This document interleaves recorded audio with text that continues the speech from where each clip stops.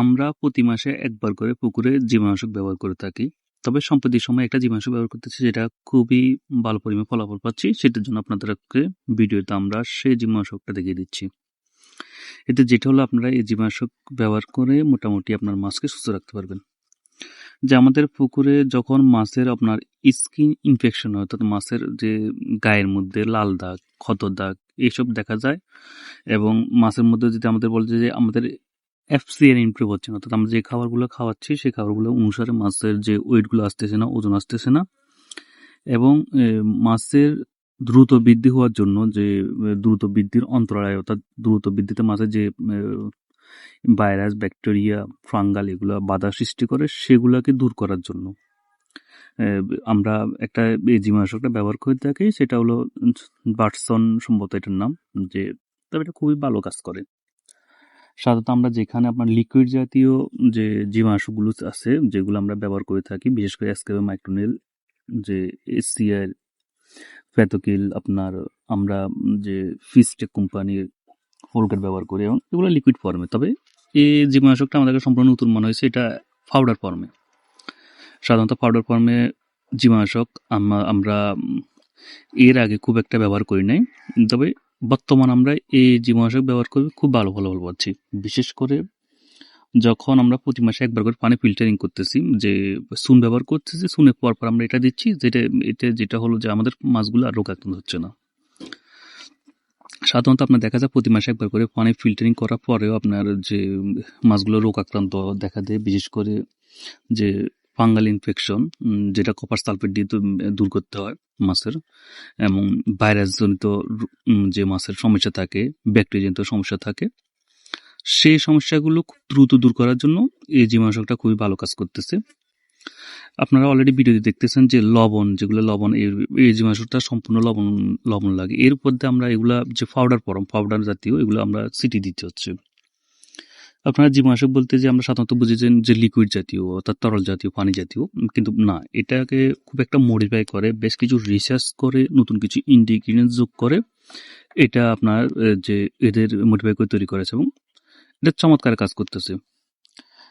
সাধারণত আমাদের কিছু কিছু পুকুরে যখন রোগ আক্রান্ত মাছকে আমরা যে 7 দিনের মধ্যে 2বার জীবাণুনাশক ব্যবহার করতে হয়, এবং পরিমাপটা আমাদের যেহেতু পানিগুলো 8 থেকে 10 ফিট থাকে, একর প্রতি 1 লিটার করে দিতে হয়। কিন্তু এর ফর্মটা 500 গ্রাম করে দিলেও আপনার মোটামুটি কাজ করতেছে, এবং সঙ্গে সঙ্গে মাছ মরা বন্ধ হয়ে যাচ্ছে। তবে আপনাদের আবার বলি, এই জীবাণুনাশক তখনই কাজ করবে যখন আপনার পানিগুলো ফিল্টারিং করা থাকবে। ফিল্টার আপনি প্রতি মাসে যে একবার করে চুন ব্যবহার করেন, এবং প্যারাসাইডের ডোজগুলো, যেগুলো উকুননাশক বলি আমরা, সেগুলো যদি করা থাকে, এটা খুব দ্রুত কাজ করে।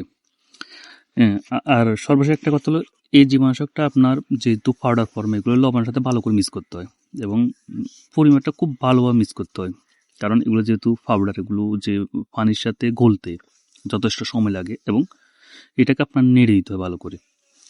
আর এই জীবাণুনাশকটি যেহেতু পাউডার ফর্ম, এগুলো যখন আপনি পানির সাথে পুকুরে ছিটাবেন, তখন এগুলো নিচে বসে যায়, এবং নিচের তলার মধ্যে যে ব্যাকটেরিয়া থাকে, যে ভাইরাস থাকে, যে ফাঙ্গাল বা ছত্রাক জাতীয় যে জীবাণুগুলো থাকে, সেগুলোকে দূর করে। এই জন্য এগুলোকে পুরো পুকুরে সমানভাবে চারিদিকে ছড়িয়ে দিতে হয়।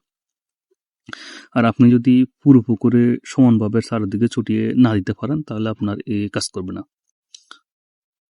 আমরা এই জীবাণুনাশক ব্যবহার করার পরে যে একটা জিনিস খুব ভালো করে খেয়াল করছি, আমাদের পুকুরে যদি যে ওয়াটার স্পাইডার, অর্থাৎ পানির মধ্যে যে মাকড়সার মতো যেগুলো থাকে, সেগুলো দূর হয়ে যায়, এবং যে মাছের যে লাওয়াগুলো থাকে পানির মধ্যে যেগুলো বাসমান, সেগুলো দূর হয়ে যায়, এবং আপনি যে পানির পরে বেঁচে থাকে কিছু কীট পতঙ্গ দেখবেন, যেগুলো মাকড়সার মতন, সেগুলো এই জীবাণুনাশকের সাথে দূর হয়ে যায়। সাধারণত এগুলো যেন আমরা প্যারাসাইড ডোজ ব্যবহার করি, এই জীবাণুনাশক পর আমরা আলাদা করে প্যারাসাইডটা ব্যবহার করা লাগতেছে না। আর যেটা হলো যে আমরা যে একটা পোকা পুকুরে ইদানিং পাই, যেটা হলো ওয়াটার বোটম্যান। এটা এক ধরনের পোকা, যে পানিতে, এগুলো খুবই ক্ষতিকর।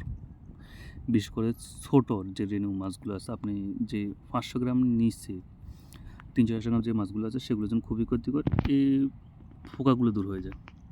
আপনারা সবাই আমরা এটা দেখা দিচ্ছি, এটা হচ্ছে বাটসন, এটা হলো দানা জাতীয়, এবং এটা ফ্রিবিল অ্যাগ্রো কেমিক্যালস কোম্পানি, একটা কোম্পানির মেডিস। এটা আপনার এটা কিন্তু কি ইনগ্রিডিয়েন্টস এটা দেয় নাই। এটা মূলত ওরা 980 টাকা লাগছে। আমরা এটা আপনার প্রায় 750 টাকা করে আমাদের কিনা পড়ে। এখানে বেশ কিছু লেখা আছে আপনার পুকুর ও গ্যারের দুর্গন্ধ দূর করার জন্য আপনার যে ভাইরাস ব্যাকটেরিয়া আপনি যেটা আমরা বলছি লেজ পাখনা এসোটা এগুলোর জন্য মাছের জীবাণু ধ্বংস করে। মূলত আমরা পুকুরে যাতে জীবাণু সৃষ্টি না হয় বা জীবাণু ধ্বংস করার জন্য ব্যবহার করি এবং স্বাভাবিক যে জীবাণুনাশকের তুলনায় এটি আপনার তুলনামূলক খুবই ভালো কাজ করছে। তবে সর্বশেষ আপনাদের কাছে আমরা রিকমেন্ড করব যে কোনো জীবাণু আপনি হয়তো প্রতি মাসে তো একবার করে আপনি যেহেতু বাণিজ্যিক পুকুরে চাষ, বিশেষ করে আপনি যখন ডেনসিটিতে চাষ করবেন পুকুরে ঘনত্ব দিয়ে চাষ করবেন তখন তো একবার করে জীবাণুনাশক ব্যবহার করতে হয়। সেক্ষেত্রে আপনি যদি কোনোবার যদি একটা লিকুইড জাতীয় জীবাণুনাশক ব্যবহার করেন পরের মাসে আমরা বলবো যে আপনি দানাদার জাতীয় বা লিকুইড জাতীয় আপনি জীবাণুনাশক ব্যবহার করার জন্য। এতে সম্ভবত আপনার পুকুর সুস্থ থাকবে এবং আপনি জিরো মর্টালিটি অর্থাৎ কোনো মাছ না মারা যায় আপনি পুকুরে চাষ করতে পারবেন। এই ভিডিওতে মূলত আপনাদের সাথে শেয়ার করা হলো যে আমরা যেটা আপনার একে হাতে কলমে একদম 6 to 6 কাজ পেয়েছি সেটা আপনাদের সাথে শেয়ার করছি। এটা আমাদের ব্যক্তিগত মতামত এবং আপনারা আপনাদের মতন করে জীবনযাপন ব্যবহার করুন। আল্লাহ হাফেজ।